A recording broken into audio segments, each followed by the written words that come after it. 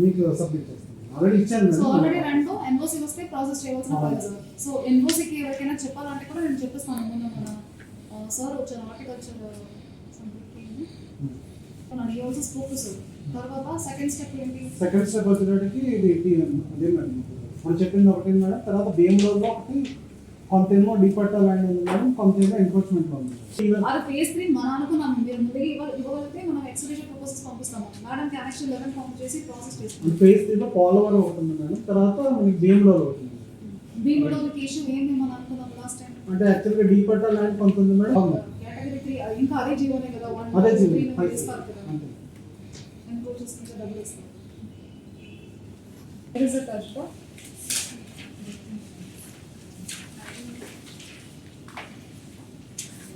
This is Venkata sign. Okay, Venkata sign. అందులో ఏం issues ఏంటి? వాడు ఫాలో చేస్తున్నారు మేడం. యాక్చువల్గా అందులో ఒకటి కమిటీ అప్రూవల్ ఇవ్వాల్సింది కదా. ల్యాండ్ ఇష్యూ ఏం కాదు కదా. ల్యాండ్ ఇష్యూ అంతే. ల్యాండ్ మనకు న్యూస్ కూడా ఎన్ఓసి మీ సైడ్ నుంచి కూడా వస్తే ఎన్ఓసి వస్తే మీరు ఫుడ్ ప్రాసెసింగ్ ఇండస్ట్రీ ఓపెన్ చేసుకోవచ్చు. 10 acres of land is pending at government level. 18.6. Senior officer ఎవరైనా నేను ఒకసారి మాట్లాడి ఎన్ఓసి తెచ్చుకుంటాను. సో మూసీ కూడా రెడీగా ఉన్నాయి. బెంగళూరు కూడా పెద్ద విద్య పెద్ద పడక అది చిన్న ఎక్స్టెంట్ ఇక్కడ అది కాకుండా పోలవరం లేదు. మనకు తాడవాయిలో ఆల్ పోలవరం రీహాబిలిటేటివ్ ఉన్నారు.